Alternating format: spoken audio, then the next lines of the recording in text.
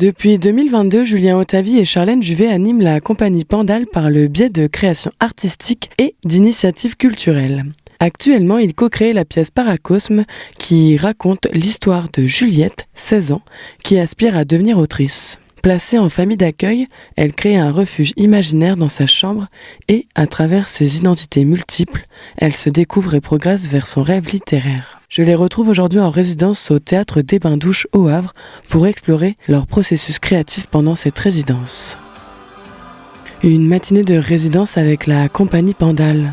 On commence par un café, Charlène s'échauffe, Julien ajuste la technique, notes relues, micro testé, sans vérifier, répétition en cours. Julien fait un commentaire, on fait une pause, on reprend, on fixe les déplacements, on continue, respire. On reprend, nouvelle pause, on échange, on discute, deuxième café, et ainsi de suite. C'est un peu un temps. Un temps mort, quoi. Un endroit où il n'y a pas de pression sociale du tout. Ouais. Un endroit où le temps est coupé. Un endroit où les codes n'existent plus. C'est un endroit où on n'attend rien de moi. Je sais pas si on attend vraiment des trucs de moi, mais moi en tout cas je le vis comme ça. C'est un endroit où je me sens protégée, et c'est comme si le temps s'arrête. J'ai même plus trop conscience si on est le jour ou si on est la nuit, et en fait je m'en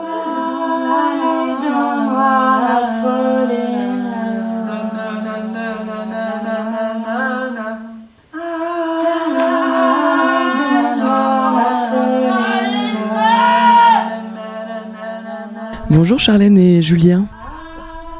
Bonjour. Non mais s'il te plaît, fais pas ça. J'ai fait l'impression que c'était l'école des... Bonjour. Du coup, l'idée de ce sujet est née de votre désir de sensibiliser la société aux enfants placés en famille d'accueil avec l'ASE, inspiré par des expériences personnelles dans votre entourage. Une fois le sujet et le thème établi, comment ça se passe la création de la pièce? Comment vous organisez vos idées en fait après cette idée qui est venue dans votre tête? Donc on a commencé la création en 2022. Voilà.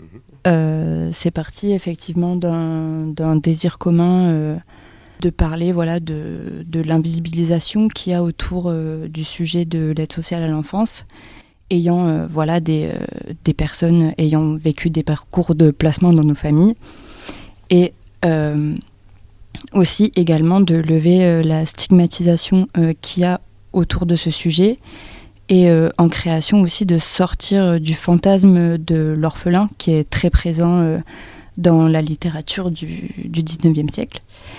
Et donc ça a été beaucoup de travail de recherche au début, de lecture.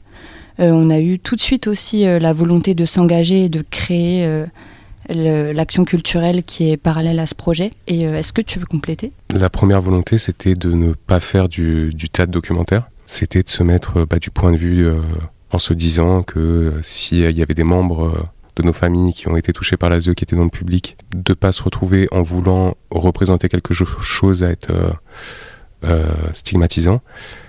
Et voilà, aussi pour les actions qu'on mène dans la Manche et puis maintenant à Paris, c'était aussi que des enfants, des adolescents se retrouvent dans la pièce et se sentent valorisés, et qu'on mette en avant justement leur résilience, leur créativité, leur imagination, et toutes ces choses-là qui font partie de l'enfance, de l'adolescence et de l'âge adulte également. Et on est parti donc du paracosme.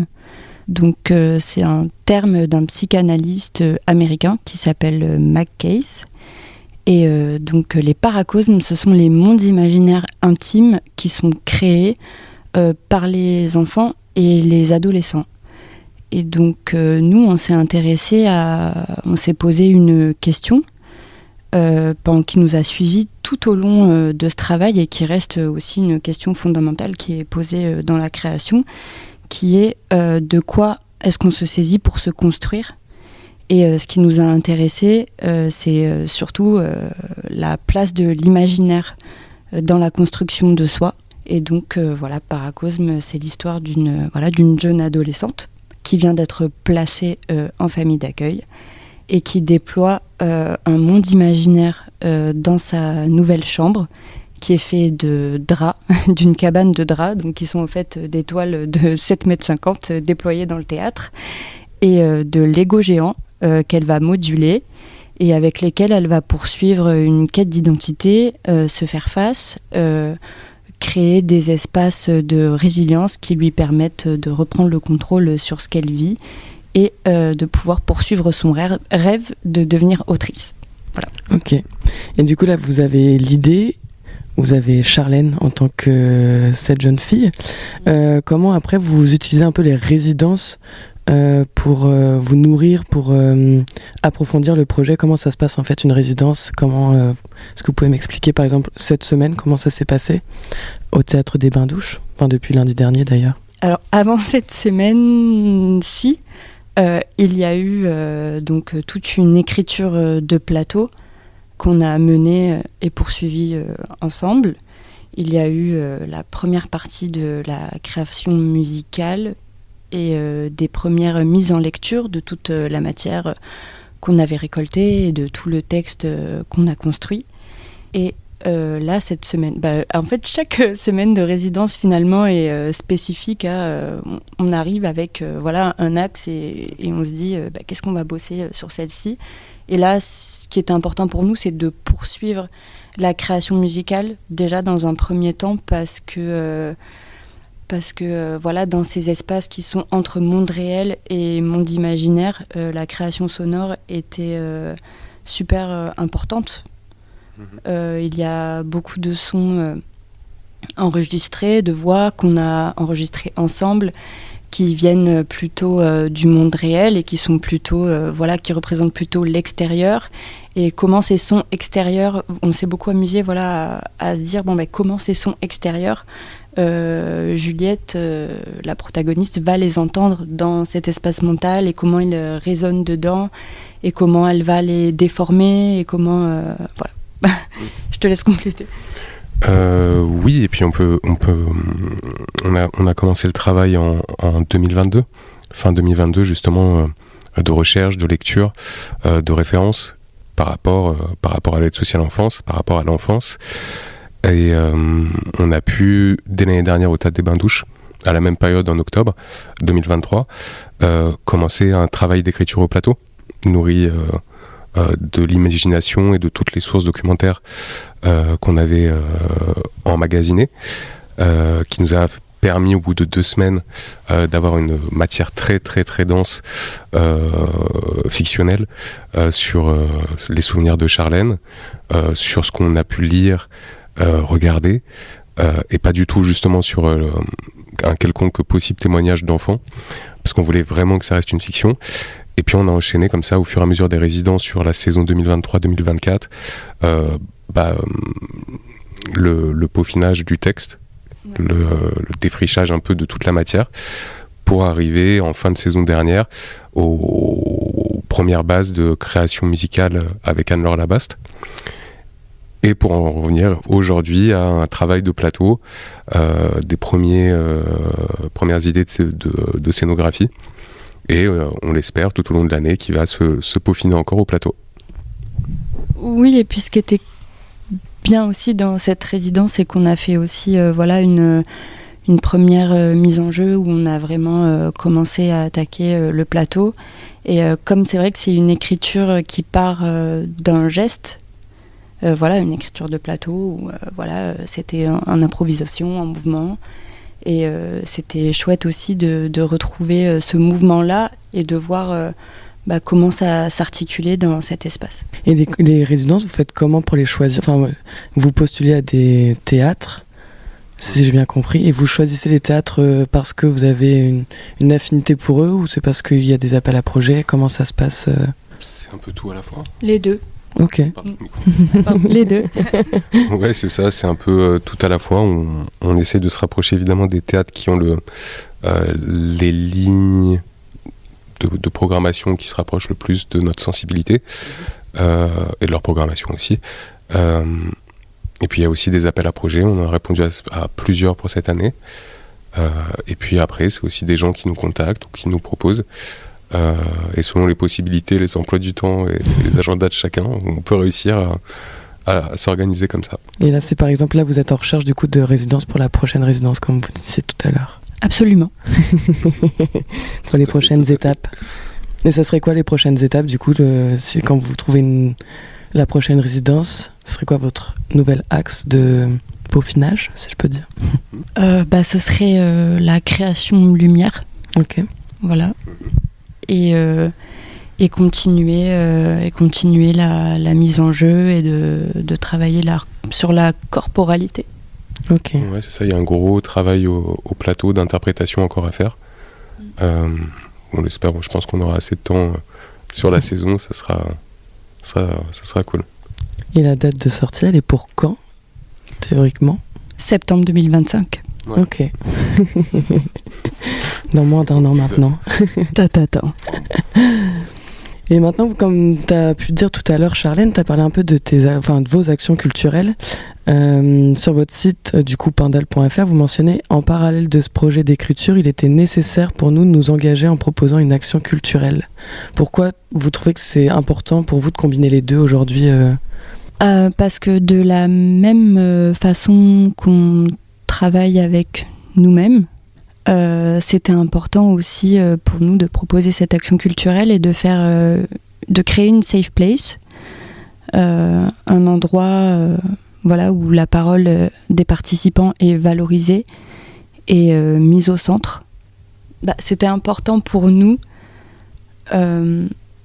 de faire ces actions et de créer cet espace aussi pour les jeunes et de leur donner accès au droit à la culture et de faire un vrai partenariat avec des structures culturelles où ils ont aussi accès à des tarifs réduits, à une programmation et aussi un atelier de pratique théâtrale où ils font vraiment l'exercice d'un processus de création comme nous faisons et où on les accompagne là-dedans sur un plateau d'un théâtre public avec des lumières, avec un micro. Oui, c'était, juste pour compléter, c'était surtout la nécessité de ne pas rentrer simplement dans quelque chose qui est figuratif ou une représentation, même s'il y en a toujours besoin, mais d'être dans une véritable action concrète. Et on s'est rendu compte au fur et à mesure du travail qu'un dispositif comme celui-là, simplement à destination, je dis simplement parce que en fait c'est très très simple au final à mettre en place, un dispositif bénéficiant aux enfants, adolescents encadrés par l'aide sociale à l'enfance dans une structure culturelle publique sur les vacances scolaires. En tout cas, dans ce format-là, ça n'avait pas été fait. Il y a une réelle nécessité, je pense, sur la question même du droit à la culture, mais aussi on parle souvent de prendre sa place, mais je pense que c'est plus dans l'autre sens qu'il faut faire les choses et concrètement donner une place. Et je pense que par rapport aux institutions culturelles, il y a la possibilité, c'est facile. On en a la preuve maintenant avec à peu près 1 an et demi de recul. Et c'est nécessaire, je pense, pour sentir au moins un peu à sa place dans des lieux artistiques, dans des lieux publics.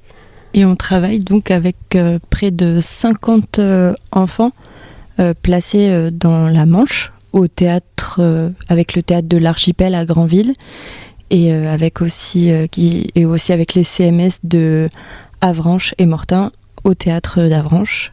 Et on s'est aussi rapproché du tissu associatif, c'était important pour nous aussi. Et on travaille à Paris on fait une action culturelle à Paris avec l'association Repère 75, qui est un réseau d'entraide fait par et pour les jeunes adultes sortant de l'ASE, au Carreau du Temple et au théâtre de la Bastille. Ok, et ces ateliers se passent comment? Du coup, c'est comme des cours de théâtre classiques, entre guillemets? On travaille de la même façon qu'on travaille avec nous-mêmes. Donc ça passe par la création d'une safe place et d'un espace bienveillant où la parole est mise en valeur. Et ensuite, ils font vraiment l'exercice d'un processus de création, donc en passant par de l'écriture de plateau, de l'interprétation. Il y a aussi penser les lumières, comment j'ai envie d'être mis en lumière, et aussi la musique, création musicale aussi. De par ces ateliers, quelles compétences ou expériences vous espérez que ça transmette aux jeunes D'une part, pour ceux qui n'en avaient pas fait, découvrir le théâtre, une pratique artistique, un lieu culturel avec une programmation, des rencontres avec des équipes, aussi pouvoir découvrir qui travaille dans un théâtre, des rencontres aussi avec des équipes techniques, administratives. Oui, et puis simplement en fait que on espère au moins, et c'est ce qui s'est passé avec le CMS de Granville, que ils se sentent un peu à leur place, même le temps d'un moment pendant les ateliers, qui se sentent légitimes à prendre un micro, à inviter des gens à la présentation de leur travail et en étant contents de ça, en se réinscrivant après. Et puis faire l'expérience d'un processus de création. Ok, eh bien merci. J'ai aussi entendu que vous alliez peut-être vous rapprocher des maisons d'arrêt, vous m'avez parlé de ça l'autre jour. Donc pour tous les auditeurs, je vous conseille de les suivre, que ce soit sur leur site internet pandal.fr ou sur leur Instagram compagnie Pandal, parce que c'est une compagnie pleine de sens et de cœur, alors je pense que vous pouvez retrouver pas mal de choses qui font plaisir. Et merci beaucoup en tout cas Julien et Charlène pour ces moments passés ensemble, c'était un vrai plaisir d'échanger avec vous. Merci Camille pour nous aussi. Je vous souhaite plein de belles choses. Merci à toi. Merci beaucoup Camille. Merci à vous.